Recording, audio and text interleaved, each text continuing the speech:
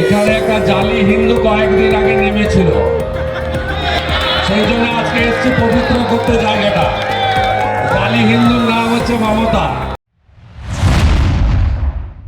কসবা ল কলেজের ছাত্রীকে কলেজের ভেতরে নারকীয় অত্যাচারের প্রতিবাদে বিজেপি কাঁথি সাংগঠনিক জেলার ডাকে কাঁথি সেন্ট্রাল বাসস্ট্যান্ডে কন্যা সুরক্ষা যাত্রাতে অংশগ্রহণ করলেন রাজ্য বিধানসভার বিরোধী দলনেতা শুভেন্দু অধিকারী। এখানে একটা জালি হিন্দু কয়েকদিন আগে নেমেছিল, সেই জন্য আজকে এসছি পবিত্র করতে জায়গাটা। জালি হিন্দুর নাম হচ্ছে মমতা। মমতা খালা, যাকে আমি হারিয়েছি 1956 ভোটে, আর 26-এ হারাবো ভবানীপুরে। এখানে নাটক করতে এসছেন, যতবার হারবে যতবার আসবেন ততবার হারবেন। আপনি 21-এ এসেছেন ছত্রধরায়, অরূপ দাস জিতেছে। আপনি 21-এ এসেছেন মানিকপুরে, সুমিতা সিনহা জিতেছে। আপনি হেঁটেছেন সিপিএম অফিস জুলপুর মোড় থেকে সিএসএ মাঠে হেলিকপ্টারে উঠেছেন। অধিকারী মুক্ত করতে এসেছিলেন, পিসি মুক্ত হয়েছে পূর্ব মেদিনীপুর। শুভেন্দু অধিকারী বিজেপি জিতেছে, অভিজিৎ গাঙ্গুলিও জিতেছে। আপনাকে আমি বলবো হাটবারে আসুন।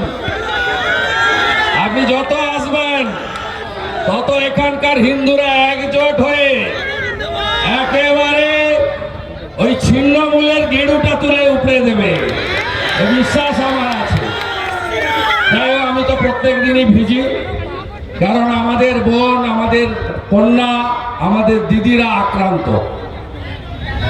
আজকে মেডিকেল কলেজের ডাক্তার বোনের চোখ থেকে জল নয় রক্ত পড়েছে।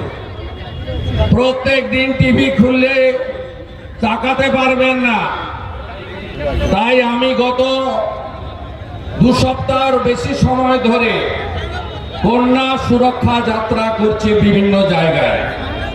আমার পরপর 3 দিন আছে, আজকে কাঁথিতে, আগামীকাল হুগলি জেলার হাওড়া জেলার সলপে এবং আগামী পরশুদিন খড়গপুরে। তাই আমি, আপনারা যদি রাজি থাকেন, আমার হাঁটতে অসুবিধা নেই, ভিজতে অসুবিধা নেই, কারণ আমি ডেলি ভিজি। আপনারা যতদূর যেতে চাইবেন যাবেন, আমার কোনো আপত্তি নেই। ভবতারিণী মন্দিরে প্রণাম করে শেষ করতে পারি, পোস্ট অফিস মোড়ে শেষ করতে পারি, আমার কোনো সমস্যা নেই। আপনাদের আশা করবো সমস্যা নেই। যাদের সমস্যা আছে, বয়স্ক মানুষ, বয়স্ক মহিলা, তারা টোটোতে উঠে পড়ুন, টোটোগুলো পিছনে থাকুন। আর আমার যুবক ভাই বন্ধুরা, আমার বোনেরা, দিদিরা, তারা আমার সঙ্গে একদিন ভিজবেন। বোনেদের জন্য ভিজবো, আমাদের কন্যা বেটিদের জন্য ভিজবো, আমাদের দিদিদের জন্য ভিজবো, আমাদের মা, মাসি, কাকি, জেঠি, পিসিদের জন্য ভিজবো। তবে ওই মমতা পিসি নয়। এই জায়গাটা বেছে নেওয়ার কারণ হচ্ছে, গত কয়েকদিন আগে উনি এখানে ঘেটে গেছেন। উনি ঘেটে গেছেন, জায়গাটাকে ঠিকঠাক করতে হবে, তাই পবিত্র করার জন্য আজকে এখান থেকে শুরু। আর উপর থেকেও বৃষ্টি পড়ছে, এটা হচ্ছে পুষ্প বৃষ্টি। বলছে যা এখানে নোংরা করে গেছিলেন উনি, সেগুলো পরিষ্কার হলো। আর ওনার রথের চাকাও গড়েনি, নারকেলও ফাটেনি।